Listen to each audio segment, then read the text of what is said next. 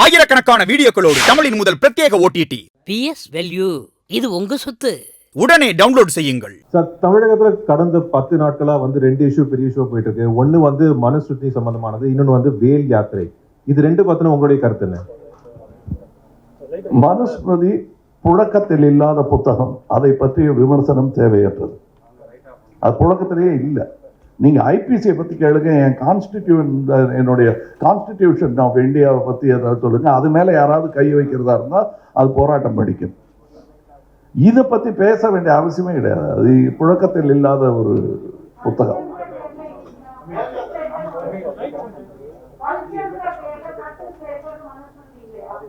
எதுங்க, கல்ச்சர்ல எத்தனையோ இருக்குங்க. அதாவது உடன்கட்டை ஏறுதலும் கல்ச்சர்ல இருந்தது தான். நீங்க அதுல ஏறக்கூடாதுன்னு நான் நினைக்கிறேன். எத்தகைய சோகம் உங்கள் வாழ்க்கையில் ஏற்பட்டாலும் நீங்கள் அதுக்கு இலக்காக கூடாது. அது கல்ச்சருங்கிற பேர்ல அதை செய்யக்கூடாதுன்னு. அப்படி மாறி மாறி வருவது தான் கல்ச்சர்.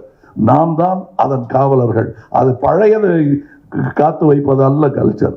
காலத்துக்கு ஏற்ப, தேவைக்கு ஏற்ப நம்முடைய கல்ச்சரை மாற்றிக்கொள்ளணும். ஆனால் அந்த கல்ச்சர் மாறும்போது நம்முடைய தரம் எவ்விதத்திலும் குறைந்து விடக்கூடாது. This is regarding Manusmriti. You said it is not in practice அப்படின்னு சொன்னீங்க. மனுஸ்மிருதி இப்போ அது ப்ராக்டிஸ் இல்லை அப்படின்ட்டு. ஆனால் இந்தியன் கவர்மெண்ட் வெப்சைட்லேயே கல்ச்சர் ஆஃப் இந்தியன் கல்ச்சர்ஸில் there are content materials related to Manusmriti has been content இருக்குது. அதில் அவங்க போட்டிருக்காங்க. ப்ளஸ் இது பார்த்தீங்கன்னா நீங்கள் நிறைய பேர் scholars, experts, they are saying that directly or indirectly this government is trying to bring back மனுஸ்மிருதின்னு சொல்கிறாங்க. இதை பார்த்து லவ் ஜிகாத்துட்டு நான் இருக்கக்கூடாது. 4 ஸ்டேட் பிஜேபி ரூல் பண்ணுற ஸ்டேட்டில் they have brought laws against மேரேஜஸ்க்கு அகேன்ஸ்டாக எடுத்துகிட்டு வந்திருக்காங்க. இதெல்லாம் நீங்கள் எப்படி பார்க்குறீங்க? எப்படி? நீளமான கேள்விக்கு நான் ஏற்கனவே பதில் சொல்லிட்டேன். நான் என்னன்னா, என்னுடைய கான்ஸ்டிடியூஷன் மேலே கை வச்சா நடக்கிறதே வேறன்னு சொல்லியிருக்கேன். அவ்வளோதான். அதுக்கு மேலே என்ன அழுத்தமான பதில்? நம்ம தான் பழி போடும் பழிவாங்கும் அரசியல் அல்ல எங்களுடைய அரசியல். ஆனால் வழிகாட்டும் அரசியல். எங்கள் கான்ஸ்டிடியூஷன் புக்கில் கை வைக்காதீங்க. எங்கள் சட்ட புத்தகங்கள் அது திருத்தி எழுதக்கூடிய புத்தகங்கள் தான், திருத்தி எழுதப்படும். அந்த மாதிரி ஸ்மிருதிகள் எல்லாம் திருத்தி எழுத முடியாது. எங்கள் சட்டம் மக்களுக்காக, மக்கள் நலனுக்காக திருத்தி எழுதவும் முடியும். ஆனால் அதை ஆலோசித்து ஆய்ந்து அதை செய்வார்கள். பூணூல் கட்சியுடைய தலைவர், சாரி அது என்ன கட்சி? மையம். சரி, அவர் நடுவில் நின்று போறாரு. உங்களுக்கு என்ன இது? அவர் என்ன தெரியுமா சொல்றாரு? இப்ப மனநூல பிராக்டிஸ்ல இல்ல, அது அவளுடைய வேலை தானே. நம்ம பிராக்டிஸ்ல இருக்கிறத புரிய வைக்கணும்ல. எப்படி புரிய வைக்கணும் அப்படின்னா, பார்ப்பனர்களுடைய தட்டுல விழுந்துச்சுன்னு வச்சுக்கோங்க காசு, சில்லறைய பாப்பாங்க தட்டுல போட்டோம்னா தட்சணை. என்னது? தட்சணை. அதை ஏழை எழுசுங்க காசு இல்லாம கையேந்தி தட்டுல வாங்கினா அதுக்கு பேரு பிச்சை. அதே காசை பாப்பாளர்கள் வாங்கினா அதுக்கு தட்சணன் பேரு. அதே காசை ஏழை எளிய மக்கள் வாங்கினா பிச்சன் பேரு. பார்ப்பனர்கள் நகைய திருநா அதுக்கு எடை குறைப்புன்னு பேரு. பார்ப்பனங்க நகைய திருநா எடை குறைப்பு. நம்மால் நகைய போட்டான்னா நகை கொள்ளை. கோயில் நகை கொள்ளை. அதைத்தானே அவனும் செஞ்சான். அது பார்ப்பனம். அது நீங்க தொடப்படாது.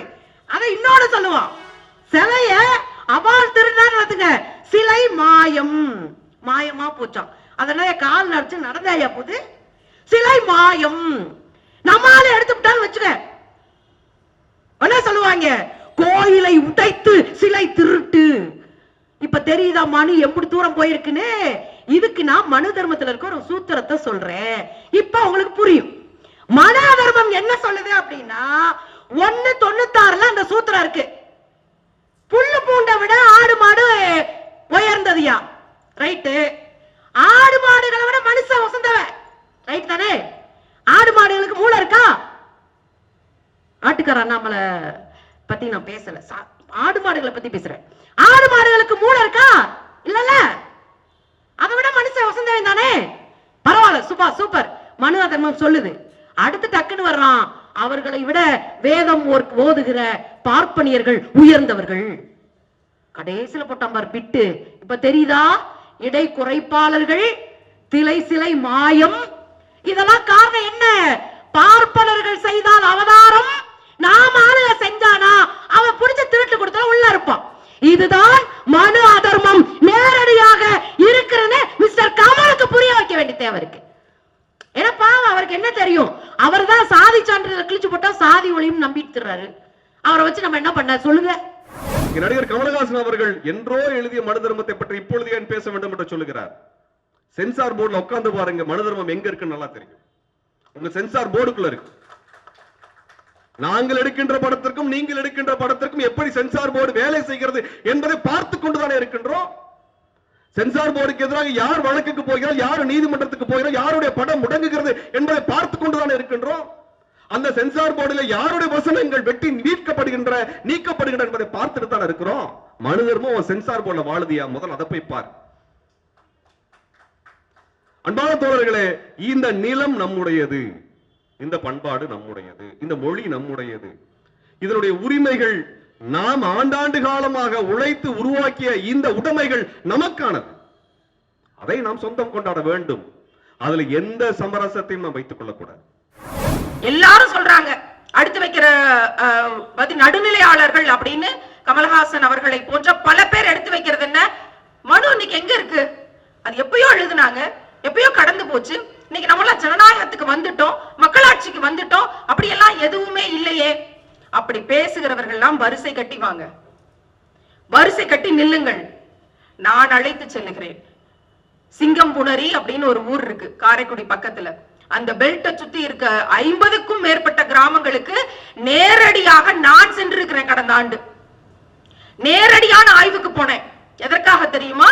நீங்க மனுவெல்லாம் கடந்துட்டமே, மனு இப்ப எங்கேயுமே புழக்கத்தில் இல்லையேன்னு பேசுறவங்க எல்லாம் வரிசை கட்டி வாங்க. அத்தனைக்கும் ஆதாரங்கள் என்னிடம் இருக்கிறது. அந்த 50 கிராமங்களிலும் பெண் பிள்ளைகளுக்கு மாதவிடாய் வந்துருச்சுன்னா 5 நாட்களுக்கு வீட்டுக்குள்ள அனுமதி கிடையாது. நிலவாசப்படிக்குள்ள போகவே கூடாது. ஊர்ல ஏதாவது திருவிழா அது இதுன்னு ஏதாவது வந்துருச்சுன்னா நிலவாசப்படிக்கு முன்னாடியும் உட்கார முடியாது. ஊருக்கு ஒதுக்குப்புறமாக ஒரு பெரிய மரம் இருக்கும், அந்த மரத்தடியில தான் அவங்க இருக்கணும். புயல் வந்தாலும் அப்படித்தான், மழை வந்தாலும் அப்படித்தான், வேற ஏதாவது பிரச்சனை எதுவாக இருந்தாலும் வீட்டுக்குள்ள அனுமதி கிடையாது. 5 நாள் அவங்கள வீட்டுக்குள்ள சேர்க்க மாட்டாங்க. தமிழ்நாடு முழுவதும் 1000க்கும் மேற்பட்ட கிராமங்கள் இன்னைக்கும் இப்படி இருக்கு. நம்ப முடியுதா உங்களால? மனு பெண்களை பற்றி என்ன பேசி இருக்கு அப்படின்னு வெளியிட்ட இந்த புத்தகத்தை எடுத்து பாருங்க. மிக தெளிவாக இருக்கிறது. மாதவிடாய் காலத்தில் பெண்களை ஒதுக்கி வைக்கணும், உங்களோட பேசக்கூடாது. 1000 கிராமங்கள் தமிழ்நாட்டில் இருக்குன்னு நான் சொல்றேன். இந்தியா முழுவதும் கணக்கெடுத்து பாத்தீங்கன்னா எத்தனை கிராமங்கள்? உங்களால நம்ப முடியலன்னா கூட வாங்க, நான் கூட்டிட்டு போய் காட்டுறேன். இல்ல கிராமங்களின் பட்டியல் பெயர்களை வெளியிடுறேன். பெண் அவள் விரும்புகிறாரோ விரும்பலையோ கல்யாணம் செய்த பிறகும் ஒரு நம்பூதிரி பிராமணனுக்குத்தான் முதல் குழந்தையை பிறக்க வேண்டும் என்று இருக்கிறார். நண்பர் கமலஹாசன் தயவு செஞ்சு அவன் மனு போயிட்டான்னு நினைக்காதீங்க. நீங்க இன்னைக்கு இங்க இருக்கிறது எல்லாம் உங்க தாத்தா மூலமாகவும், என் தாத்தா மூலமாகவும், உங்க பாட்டி மூலமாகவும், என் பாட்டி மூலமாகவும், என் மூலமாக என் மகனுக்கும் இப்படித்தானே கொண்டு வந்துகிட்டே இருக்கோம்.